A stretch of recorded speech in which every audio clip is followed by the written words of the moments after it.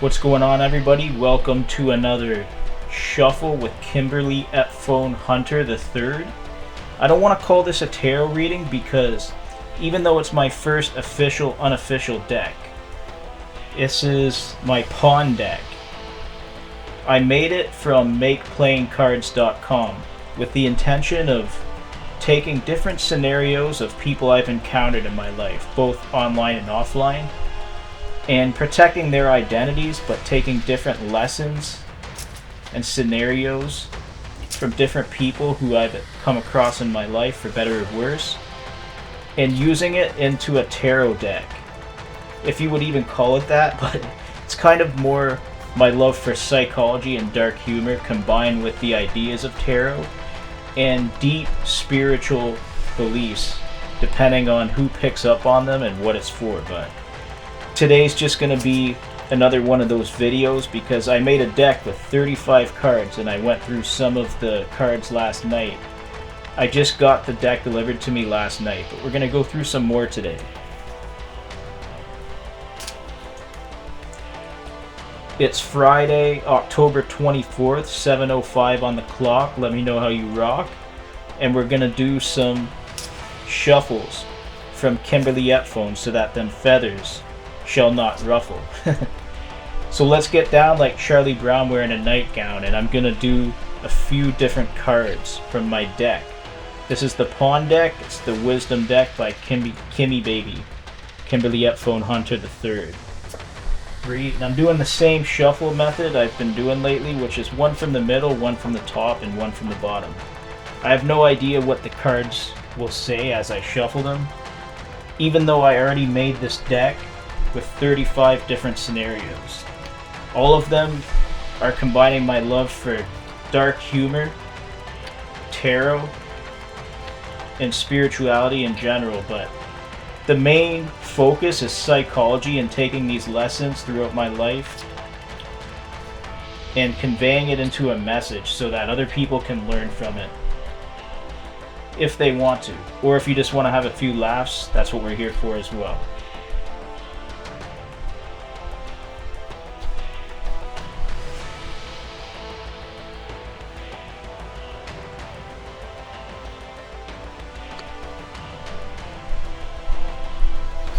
Okay, I did 10 cards. The first one is the sad card. See, it's got the woman crying. I know some of you sadists would like that, but I never like to see anybody sad. Not everybody feels the same way. Some people get energy by bringing others down, but I always saw that as a form of weakness. I'm always the kind of guy to want to lift people up, whoever is feeling down. But let's get down Charlie Brown, where like we're wearing a nightgown, and we're gonna turn frowns into smiles and smiles into frowns, whether you rock locally or 1,000 miles. Kick back, grab yourself a decaffeinated beverage or some non-alcoholic eggnog so that we can rock around the clock, because Kimmy Baby is about to provide the skinny baby. So we got the sad card. The sad card says, "Being a part of the Bad Girls Club made me happy. Now I am sad. I rejoice in others' hardships, but cry for materialism, as well as when people hold me accountable for my actions against others. I destroyed other people's lives along with my own finances. I might as well manifest myself a trip to the therapy office. We thought it was sexy to hurt people, but nobody can ever hurt us more than we hurt ourselves." That's the sad card. And even though I'm kind of being funny, kind of being a smartass, using psychology, I keep people's identities out of it, but I take a lesson and I imagine what goes through the mind of that person.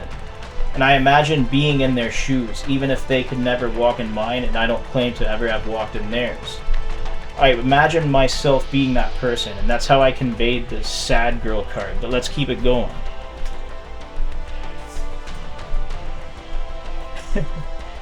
It's very suiting how the sad girl card came out following the I want gimme gimme gimme.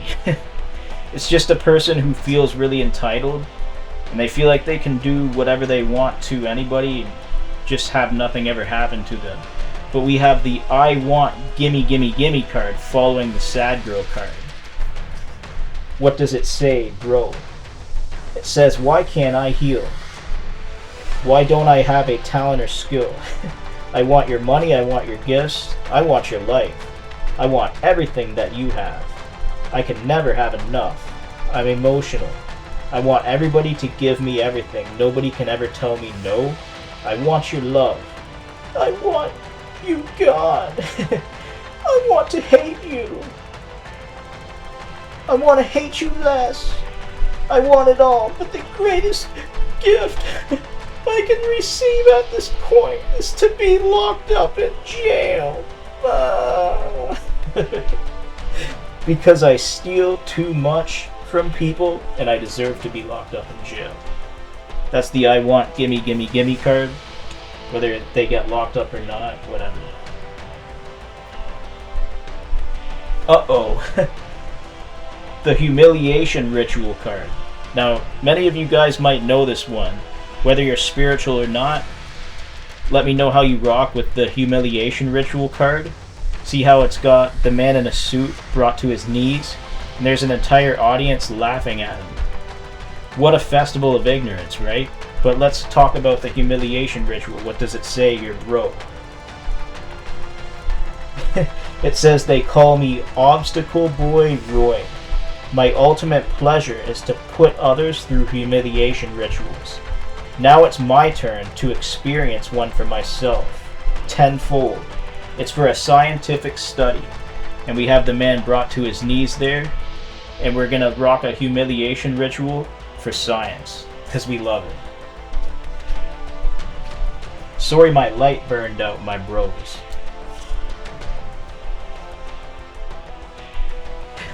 We have the Decades of Musical Downgrades card.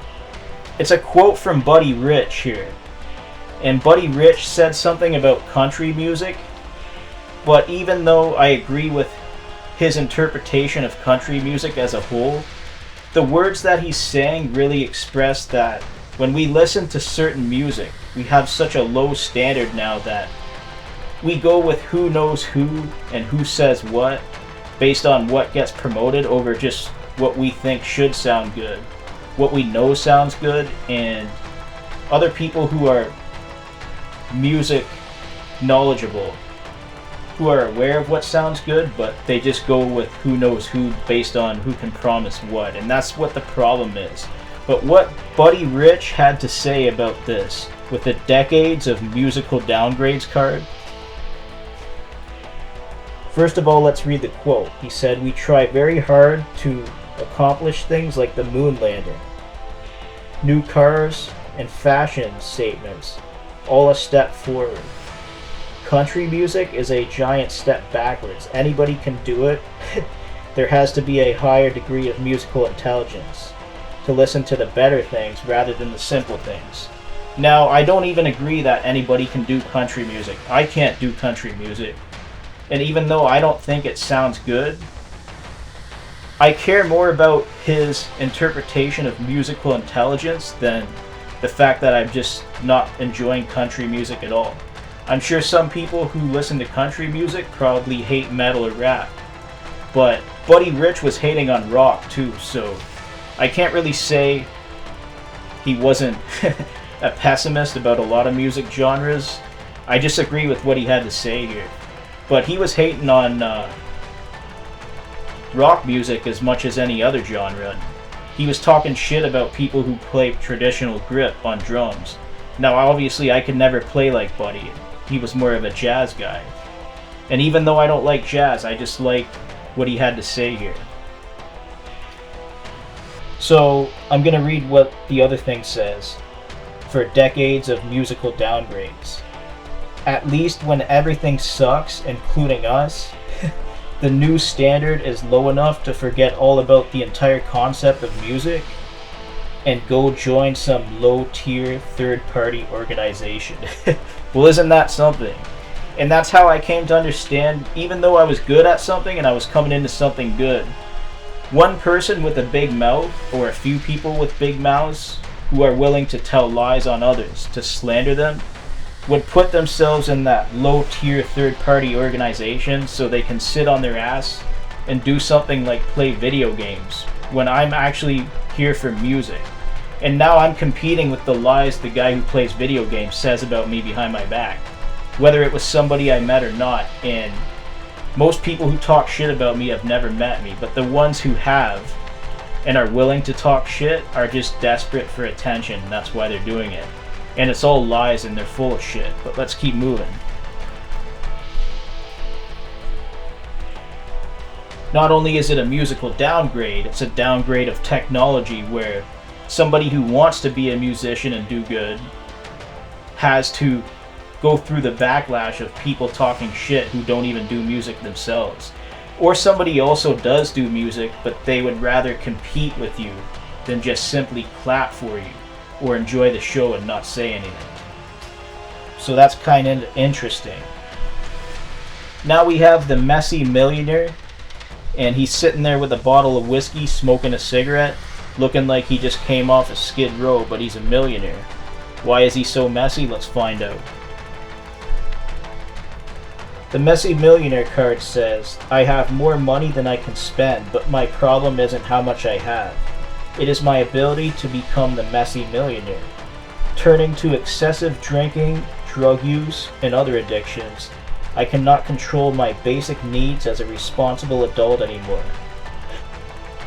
I cannot control this any more than I can control an endless supply of materialistic spending, taking on the role where no matter how much I have and how much I spend, I am simply very messy. Just ask the last 35 bottles of whiskey and the 88 unpaid parking tickets I have in Labrador. And by the way, the parking meter is going to go to hell.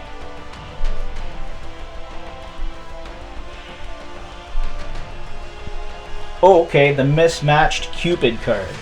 See how there's the fat fuck with that woman who takes good care of herself, and they're both sitting on the sofa.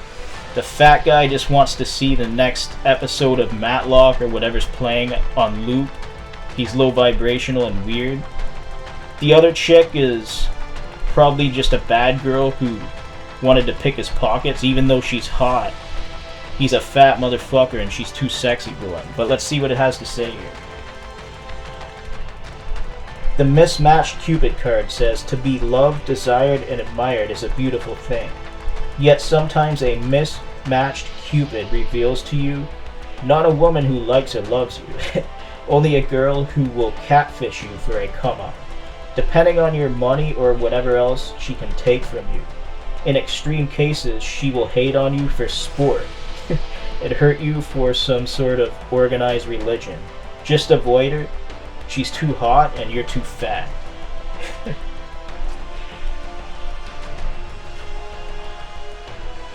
Bitch.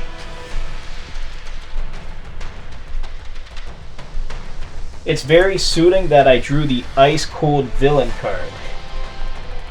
Catch a clapback. This is the only clapback ice cold villain card in the deck, and it's myself. So I become the villain, but based on what? A series of lies and false narratives? If anything, it's dramatic theater at this point. But let's see what the ice cold villain card has to say. It says, catch a clapback, the ice cold villain. It says, refusing to accept performance reviews from any doofus or group who is not there to wish him well. And then it says on the bottom, is it cold in here? Or is it just me? And you can see shit's getting cold because, damn, it's cold when somebody who's nice and loving goes hard and they become a villain.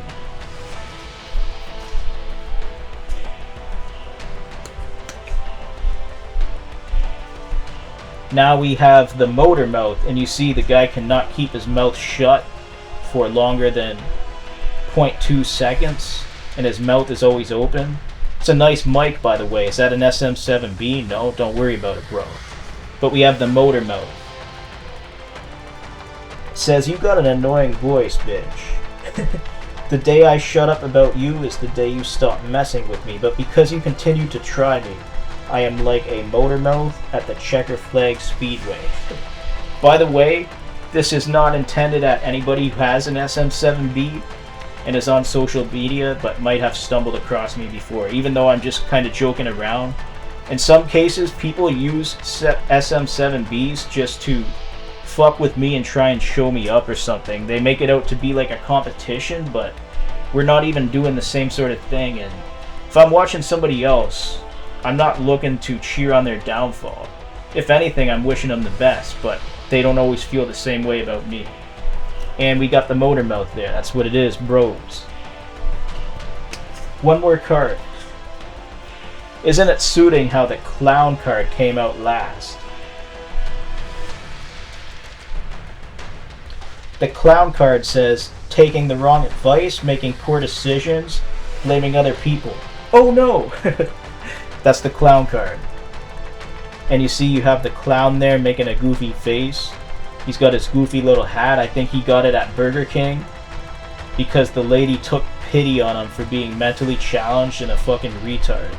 So that's going to be the end of this one. I'll see you guys on the next video. I got a few more cards left out of this deck. There's 35 cards in the pawn deck. It's Kimmy Baby providing the skinny baby. Signing out.